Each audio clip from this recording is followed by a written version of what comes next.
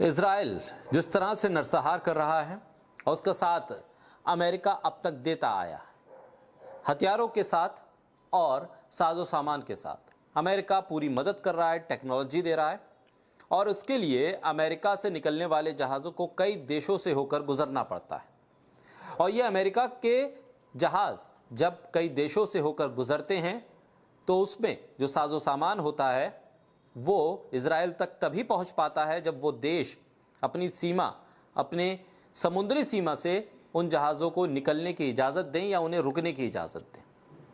ऐसे में अब आने वाला वक्त इजराइल के लिए और मुश्किल खड़ी करने वाला है। ये बात हम इसलिए कह रहे हैं क्योंकि अब स्पेन ने दो टूक शब्दों में अमेरिका से आने वाले माल वाहक जहाज़ों को डॉगिंग की अनुमति देने से इनकार कर दिया है। ये बहुत बड़ा फैसला है स्पेन की तरफ से। अमेरिका में अब नए राष्ट्रपति के चुनाव में डोनाल्ड ट्रंप की जीत के साथ ही ट्रंप ने कहा कि हम जंग होने नहीं देंगे और उसके बावजूद भी अमेरिका से मालवाहक जहाज जा रहे थे इजराइल की तरफ। ऐसे में स्पेन का दो टूक शब्दों में कह देना कि हम अमेरिका के मालवाहक जहाजों को डॉगिंग की इजाजत नहीं देंगे, यहां रुकने की इजाजत नहीं देंगे, ये सीधे तौर से अमेरिका के लिए कूटनीतिक संकट को जन्म दे रहा है। लेकिन ये संकट इजराइल के सामने भी है क्योंकि अमेरिका की तरफ से जाने वाले जहाज इजराइल को हथियार भी लेकर जा रहे और इसी बात का संदेह, इसी बात की आशंका के चलते कि इन मालवाहक जहाजों में हथियार हो सकते हैं जो इजराइल को सौंपे जाएं और उन हथियारों के बल पर इजराइल लोगों का नरसंहार करे, इसलिए स्पेन ने इन जहाजों को स्पेन में रुकने की इजाजत नहीं दी।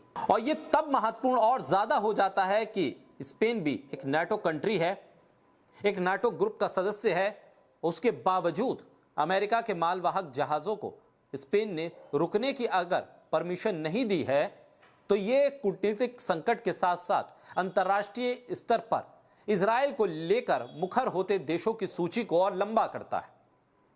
दरअसल स्पेन के सांसद एनरिक सेटियागो ने कानूनी कार्रवाई की मांग की है। उनका कहना है कि जहाजों के आने से स्पेन की दंड संहिता का उल्लंघन होता है। यह निर्णय स्पेन अपने सिविल गार्ड पुलिस बल के लिए एक इजरायली कंपनी से गोला बारूद खरीदने के अनुबंध को रद्द करने के बाद लिया गया है। स्पेन का यह कदम इजरायल की सैन्य समर्थन देने के मामले में नाटो के साझेदार अमेरिका के साथ बढ़ते तनाव के संकेत भी है। इससे पहले स्पेन ने इजरायल के साथ जो संबंध थे, जिसमें कई निगोशिएशन के बाद हथियारों के लेन देन के संकेत भी थे, उसको रद्द किया था। लेकिन अब एक नाटो कंट्री के वजह से स्पेन की जो ताकत थी और स्पेन का जो रुतबा है उसका इस्तेमाल उसने किया और अमेरिका के साथ सीधे तनाव की स्थिति में आ गया वो। लेकिन उसने अपने कदम पीछे नहीं हटाए।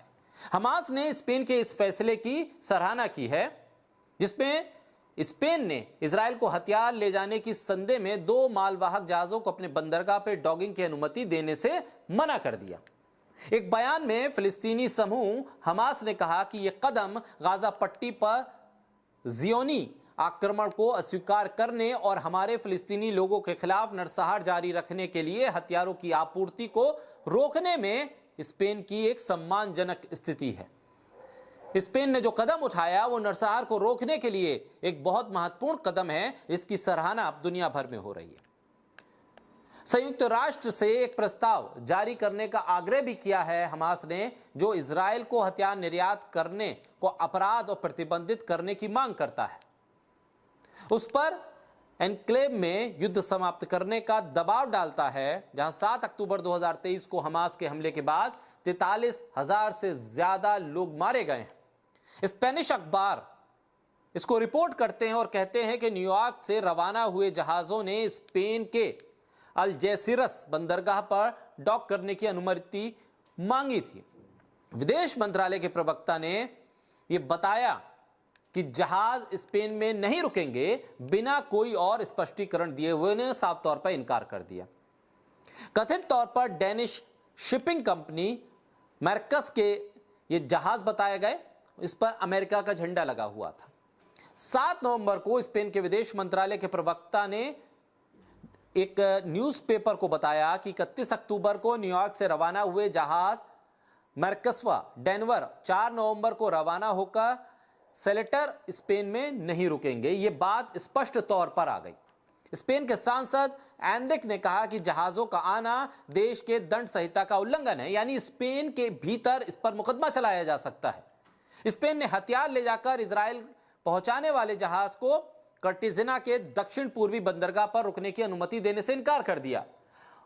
जो स्पेन के सांसद हैं, उनके याचिका पर, उनकी पहल पर स्पेन सरकार का यह बड़ा फैसला था और इसमें अब कहा जा रहा है कि एक आपराधिक मामला भी चल सकता है उन जहाजों के खिलाफ, उन जहाज की कंपनियों के खिलाफ। स्पेन ने गाजा में इजराइल के चल रहे हमले की कड़ी आलोचना की है। इस साल की शुरुआत में नॉर्वे और आयरलैंड के साथ स्पेन ने फिलिस्तीनी राज्य को मान्यता दी थी। यानी नेटो कंट्रीज के भीतर भी अब अमेरिका और इजराइल अकेले पड़ते जा रहे हैं। अमेरिका की जो दादागिरी कही जाती थी दुनिया के देशों पर, वो नहीं चल रही है। स्पेन ने साफ तौर पे बता दिया, अगर आप इजराइल हथियार भेजोगे, आप नरसंहार को बढ़ावा दोगे, तो फिर इसकी मान्यता हम नहीं देंगे। हम अपनी देश की सीमा से आपके जहाजों को गुजरने नहीं देंगे। एक तरफ लाल सागर, दूसरी तरफ जो तमाम समुद्री सीमाएं जुड़ती हैं अमेरिका से जाने वाले जहाजों के लिए, वहां पर भी अब अमेरिकी जहाजों का इजराइल तक पहुंच पाना मुश्किल होता जा रहा है।